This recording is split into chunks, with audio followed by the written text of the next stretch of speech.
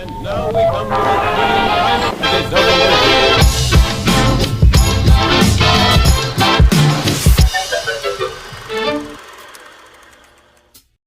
Luto tayo ng beef stick. Good morning mga kamamsi ko dyan. Meron po tayo ditong 1/2 kilo na karne ng baka. Ito po ay yung laman. So, magluluto po tayo ng pang-almusal, pang-umagahan, pang-tanghalian. O, di po ba? Ang ganyan ninyo lang yan, no? Tad-tad-tad rin nyo. Huwag nyo naman sobrahan ng tad-tad. So, i-marinate na natin yung ating 1/2 kilo na karning baka. Ito po yung pinakalaman.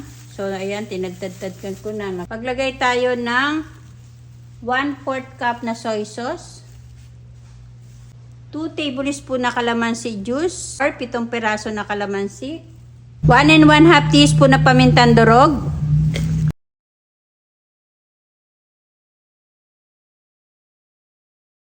Then, takpan natin at set aside natin for 30 minutes. After 30 minutes na pagka-marinate natin sa ating karne, magluto na tayo. Okay na yan mga kamamsi. Oil mga kamamsi. Kunti lang, huwag yung pakaramihan. Initin muna natin yung ating oil. Mga 2 tablespoon itong nilagay ko na oil mga kamamsi. Then nilagay na natin yung isang sibuyas. 2 sibuyas po ang gagamitin ko na malalaki.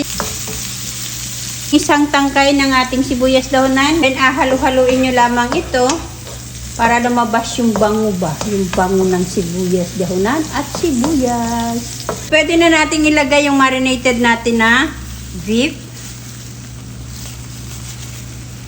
Ang ginagawa ko po dito, pinipigaan ko po siya. Ayan o.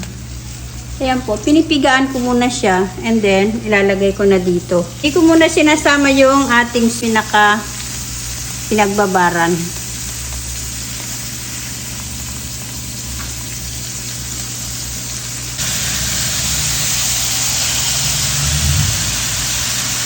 Set aside po natin itong pinagbabara ng ating karne.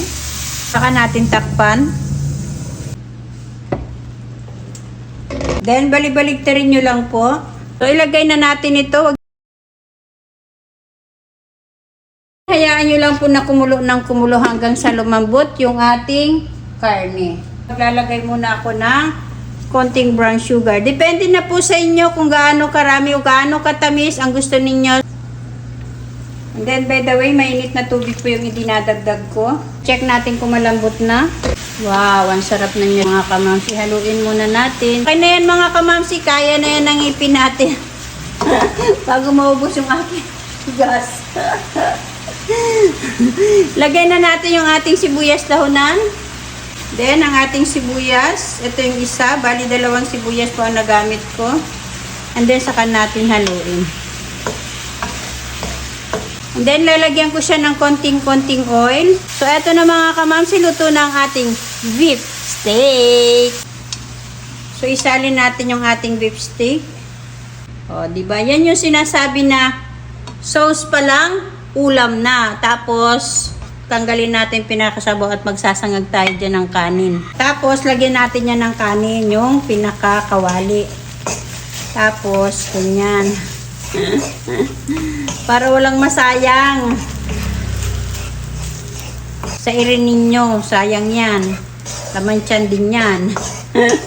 So, okay na yan, tanggalin na natin. Ito na mga kamamsi, ang masarap natin na beef stick. Kain na po tayo mga kamamsi. Tingnan nyo naman kung gaano kasarap. By this time, magkakamay po tayo. Tingnan nyo naman kung gaano kalambot. Ayan, nakukurot ko sa lambot. Tapos, ito yung ating kanin na sinangag. Tapos, kain po tayo.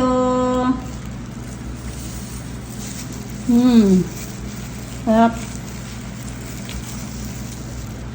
Maraming pong salamat sa patunood ng aking mga videos. Bye-bye po. Happy Saturday po.